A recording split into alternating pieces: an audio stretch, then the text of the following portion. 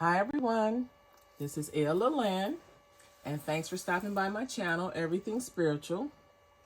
Today I'm going to do my October 12th house astrology reading for the sign of Leo. Leo's dates are July 23rd through August 22nd, and Leo is ruled by the sun.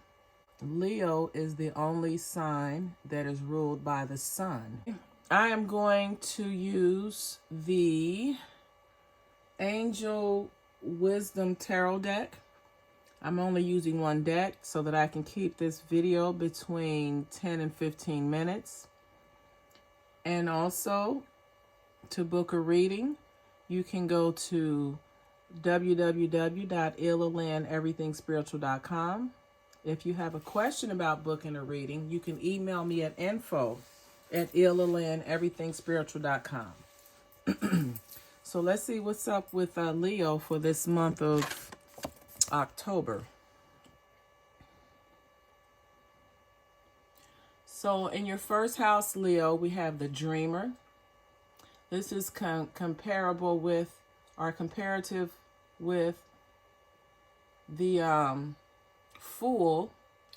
So you appear to be someone who likes to take risk. You're someone that likes to start a new journey or a new beginning.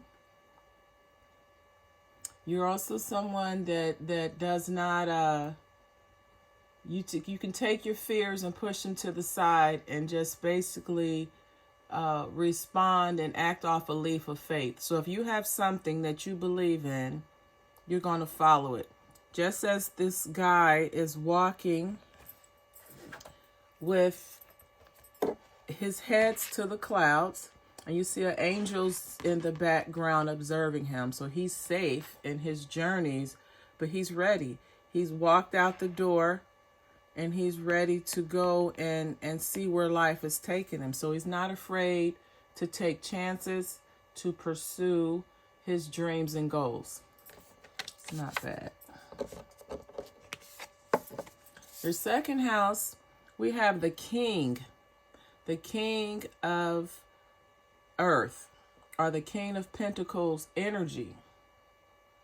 So this is someone who has an excellent earning ability. This person has financial security. They have financial prosperity. And there's someone that can generate abundance. So regarding your cash and your the way you feel about your property and your possessions, you like nice things. And you like to live in luxury. You like to have everything at your fingertips. So that's what your values are, Leo. Now going into your third house, you have the house of, this is where you have your communication and how you're viewed in your neighborhood. And the way you communicate, you bring balance. You're not someone that is overly aggressive. You're not too aggressive, and you're not too passive. You have a balance. You have a balance in the middle with the communication.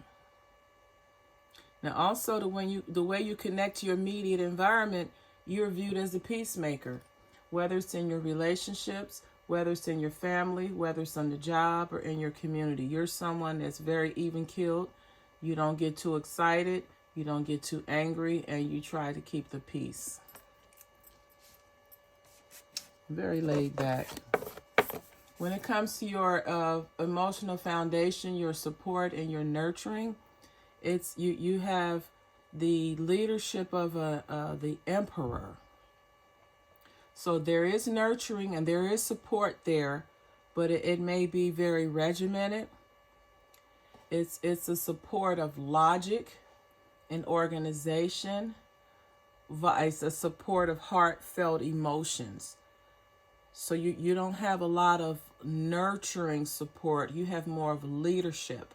You have more of, this is what you need to do to get this, to do this, to do that. You don't have the support of, come here and let me coddle you. It's you have your support is very structured and it's very disciplined.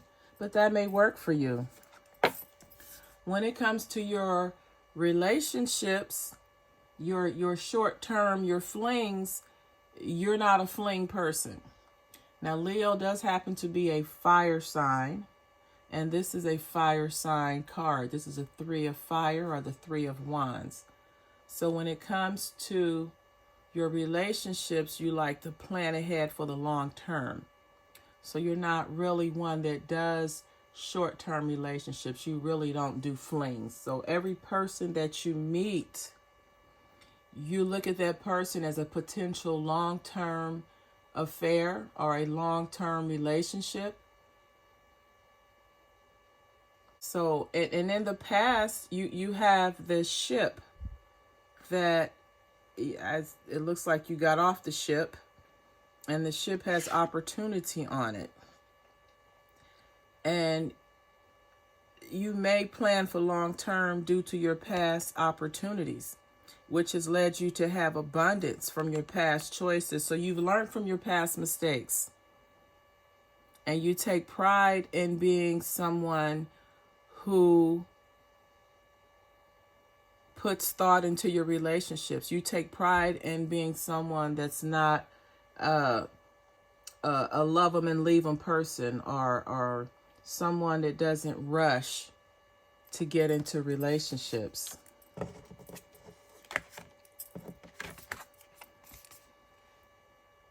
Now, regarding your work, health, or service, you have the 1 of earth.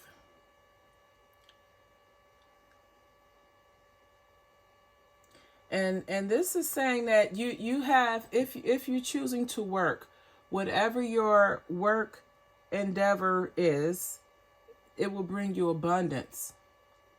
Now, your work may involve you providing a wise counsel to people, or you have an opportunity to listen and provide advice.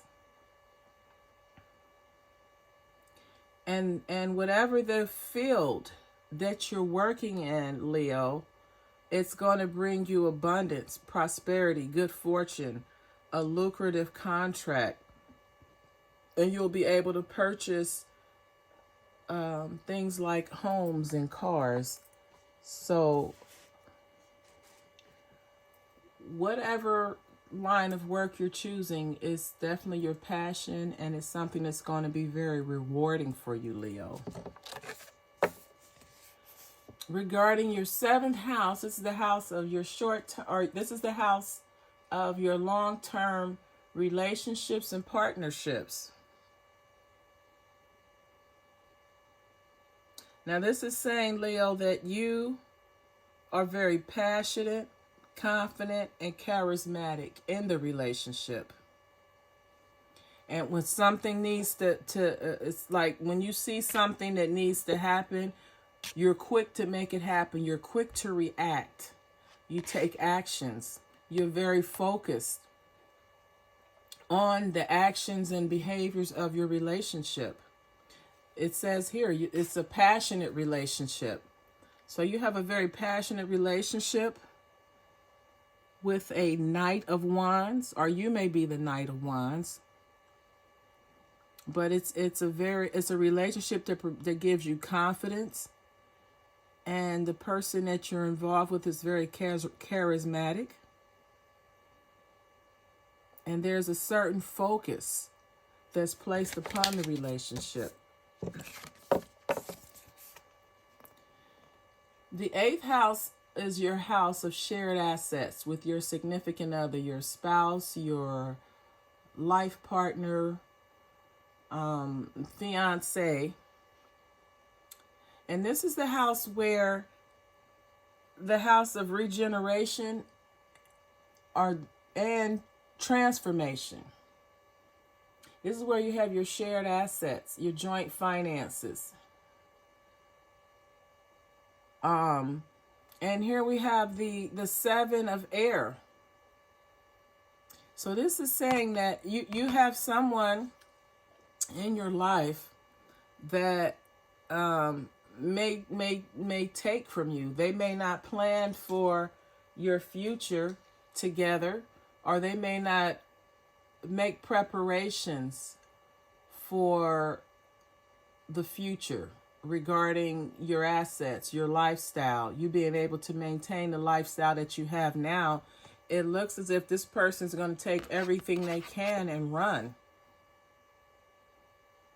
So be aware of the people around you, because you will suffer a material loss from your partner.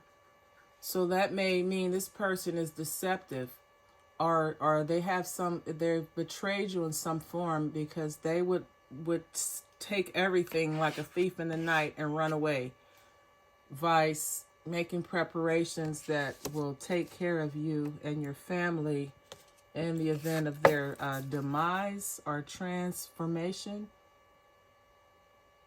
or transition. Your ninth house is the house of your expanded consciousness. And we have the Page of Water here. So this is someone that could be on a spiritual journey, or they may even been on a quest to get a better understanding of the meaning of life.